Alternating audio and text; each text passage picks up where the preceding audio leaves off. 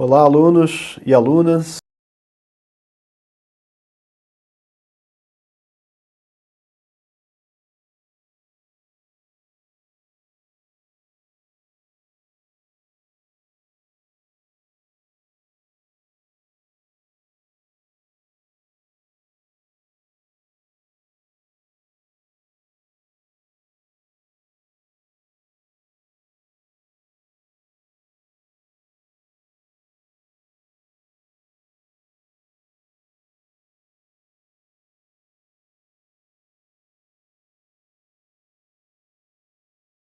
Nessa região superior aqui do núcleo, do verticilo, a gente seleciona uma pequena região. E a gente levando isso para um estereomicroscópio, que é esse equipamento que está sendo mostrado aqui na figura, a gente consegue observar as cristas de fricção. E olha que interessante, a gente observa as cristas e observa os poros aqui na superfície dessas cristas. Vocês podem ter uma boa noção dessa morfologia de poros aqui na crista. A largura de uma crista de fricção da pele corresponde a 0,4 milímetros, que seria a mesma coisa que 400 micrômetros. Então aqui a gente já começa a falar do limite de resolução do nosso olho, né? A gente já começa a chegar bem perto ali e estamos falando de necessariamente, né, usar equipamentos para esse tipo de análise. Então temos aqui 400 micrômetros, a largura de uma crista de fricção. E se a gente seleciona a região do poro dessa crista de fricção, então já estamos indo bem além, né? Bem a fundo. Chegamos aqui na estrutura do poro, utilizando uma microscopia eletrônica de varredura para observar essa estrutura do poro.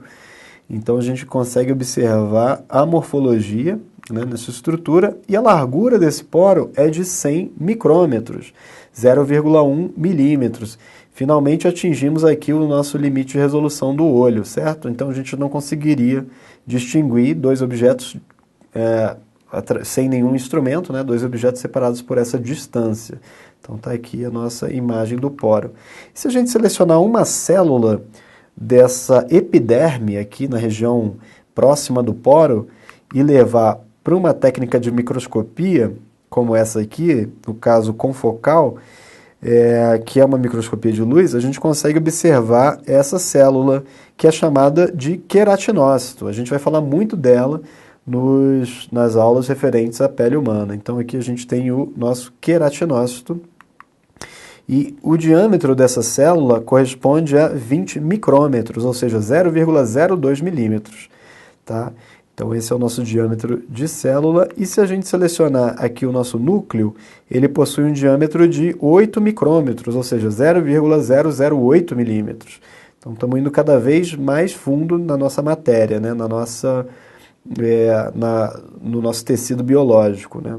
Então estamos aqui na célula, e agora se a gente selecionar uma pequena área aqui do núcleo da célula e analisar, nesse caso também pela microscopia eletrônica de varredura, a gente vai observar que esse núcleo da célula, onde está presente o DNA, ele possui poros, como a gente está vendo nessa figura, né? Esses poros aqui, ó.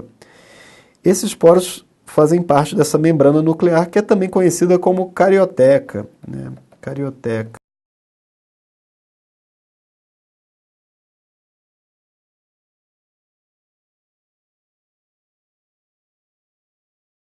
Da nossa polpa digital, ele possui um diâmetro, esse porozinho, de 120 nanômetros. Finalmente chegamos na escala nanométrica.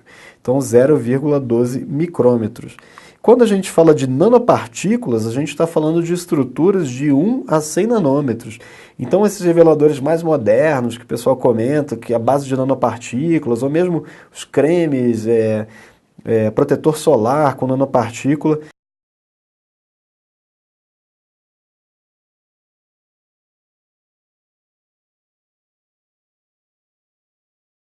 das suas grandezas ali de 1 a 100 nanômetros, tá? Ou seja, consegue atravessar o poro da carioteca nessas estruturas. Claro, se elas chegarem a ter contato, né, com o núcleo celular, elas vão ser capazes de atravessar, além de várias outras questões. Bom, o microscópio óptico utiliza a luz visível para produzir uma imagem magnificada. A gente comentou sobre isso. A magnificação final é dada pela multiplicação da magnificação da objetiva com a magnificação da ocular. São as duas principais lentes dos microscópios. Não importa se é um microscópio óptico ou um microscópio eletrônico. A presença da lente objetiva, seja uma lente de vidro ou uma lente eletromagnética, e da lente ocular, vão ser relevantes, né, nesses instrumentos. Tá? Ele utiliza a luz visível para produzir uma imagem magnificada. Esse é o microscópio óptico, também chamado de microscópio de luz. O microscópio óptico composto, que é o microscópio que a gente mais conhece, mais utiliza,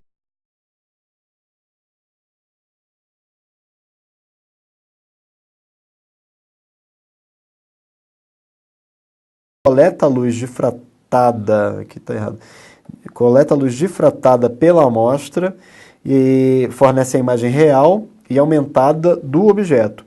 E a ocular que amplia a imagem formada pela objetiva. Então a função da ocular é ampliar a imagem formada pela objetiva, que é uma imagem virtual, então não é uma imagem real, e aumentada da imagem real. Tá? A imagem virtual é aumentada da real.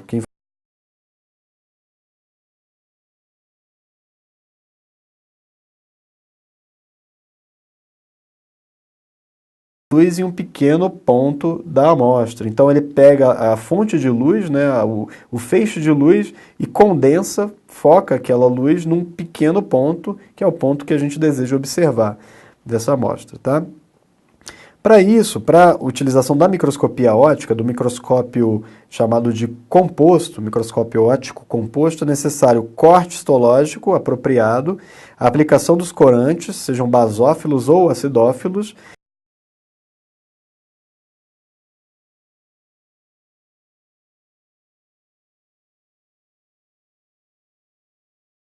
Aqui está a estrutura do nosso microscópio óptico, e a gente tem aqui a ocular, nessa mais de cima, temos o revólver, que é essa estrutura.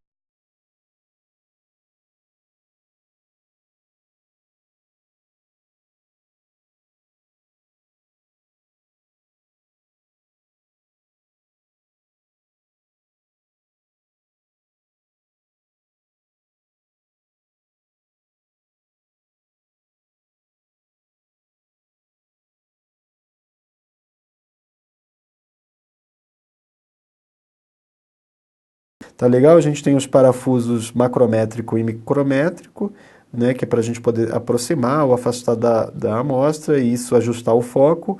Temos a base, o pé, o sistema de iluminação, da onde a luz vai ser emitida aqui. E temos aqui a lente condensadora, né?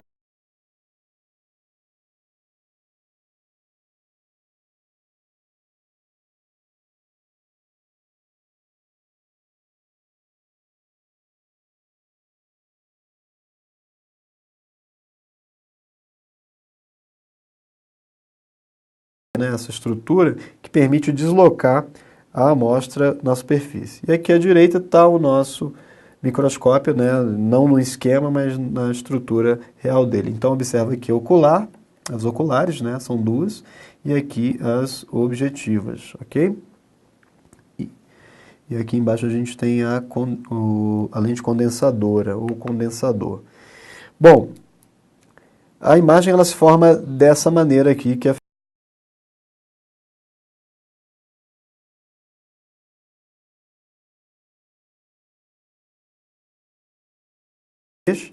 e vamos ter a lente condensadora aqui para conseguir focar essa luz, né, num ponto bem específico da minha amostra, a lente condensadora.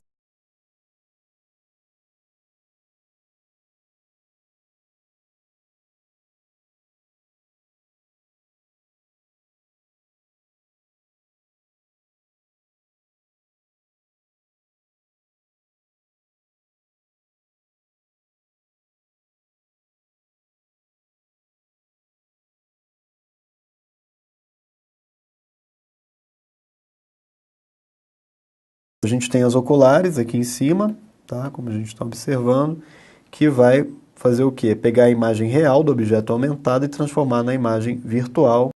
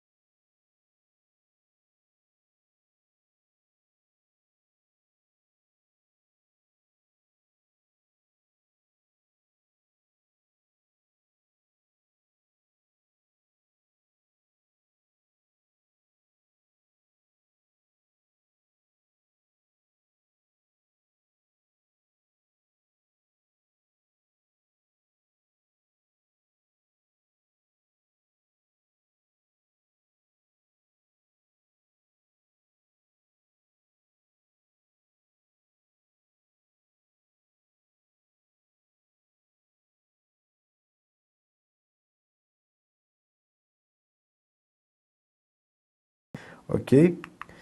E aqui então, são exemplos de imagens gerados pela microscopia óptica, e um destaque que eu faço aqui é para coloração, chamada de HIE, ou seja,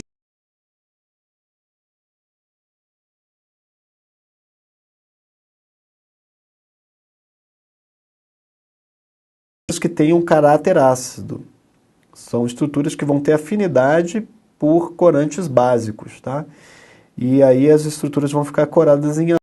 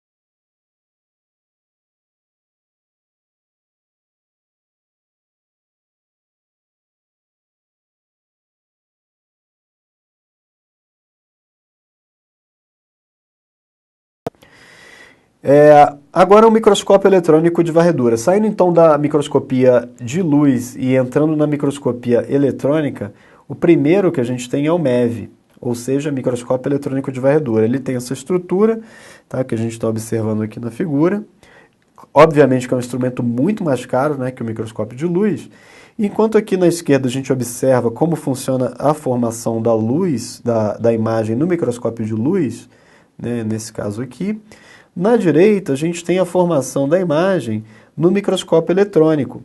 Então, a gente tem uma fonte aqui de elétrons, né? Essa primeira estrutura é uma fonte de elétrons, e a gente tem a presença aqui do condensador, que vai direcionar essa fonte de elétrons aqui para nossa... dentro do tubo, né, do equipamento, vai direcionar esse feixe de elétrons, e a gente observa aqui a lente que vai produzir o foco. Nesse caso são lentes chamadas de eletromagnéticas, já que a gente está falando de elétrons. Lentes eletromagnéticas não serviriam lentes de vidro, porque a gente não está tratando mais da luz. E lente de foco, e a gente tem aqui o detector de elétrons nessa parte de baixo, né, onde a nossa amostra vai estar. Lembre-se que eu comentei no começo da aula que a microscopia eletrônica de varredura ela envolve a interação dos elétrons com essa amostra. Ou eles vão ser refletidos, ou eles vão ser espalhados, né, depois de colidirem com a amostra. Então, basicamente, a gente tem essa diferença entre a microscopia de luz e a microscopia eletrônica.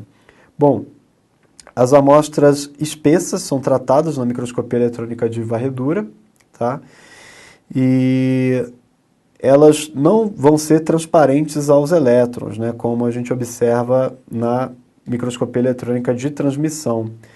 A resolução ela vai ser de até 3 nanômetros, com uma profundidade de foco, né, e imagens tridimensionais vão ser geradas, assim como no estereomicroscópio, para a microscopia de luz, a gente fala em imagens tridimensionais na microscopia eletrônica de varredura.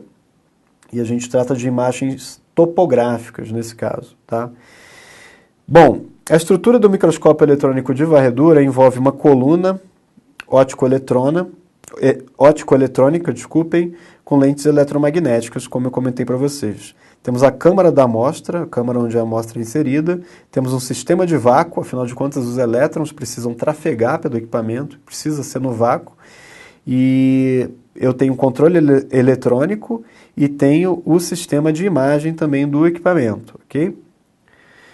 Bom, o feixe de elétrons de alta energia varre a amostra, então ele passa por vários pontos dessa amostra, ele vai varrendo e gerando a imagem. O detector capta o sinal dos elétrons retroespalhados e secundários. Então são dois os tipos de elétrons, né, que vão ser necessários para a formação de imagem. Tá? Opa, dois os tipos de elétrons. O preparo das amostras envolve esse procedimento chamado de sputtering, né? E as amostras elas são metalizadas, elas podem ser recobertas com ouro, né, com átomos de ouro ou de platina, são as duas principais formas. E aqui a gente observa um filamento de tungstênio com 100 micrômetros de diâmetro, que é a fonte de elétrons, tá legal? Então essa é a estrutura básica aí do nosso microscópio eletrônico de varredura. Daqui a pouco a gente volta então para dar continuidade.